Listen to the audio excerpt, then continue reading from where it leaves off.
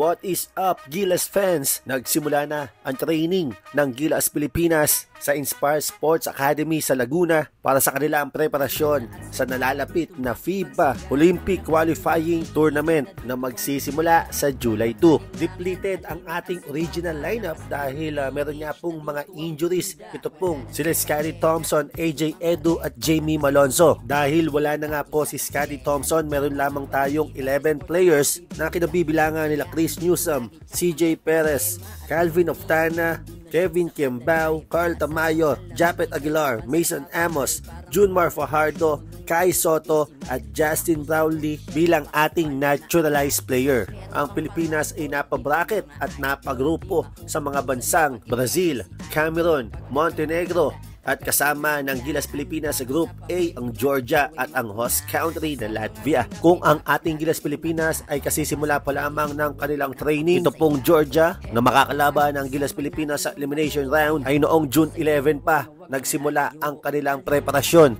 Kabilang sa mga players ng Georgia ay ang mga NBA players na sila Goga Bitadze at Zandro Mamukelashvili. Nais ng Georgia na makapasok sa Olympics sa kauna-unahang pagkakataon. Nakatakdang harapin ng Georgia ang ating Gilas Pilipinas sa July 4.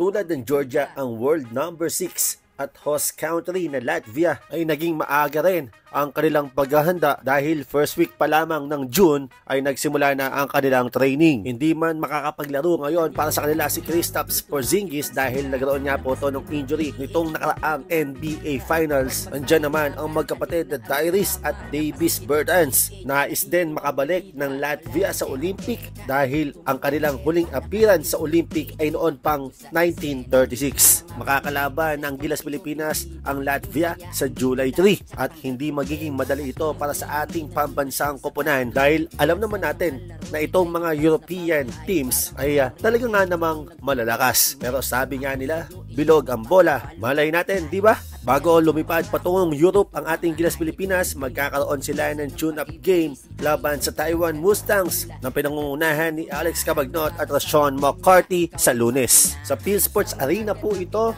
open for public, wala pong babayaran ticket, free admission. For more basketball updates, please subscribe from the sideline.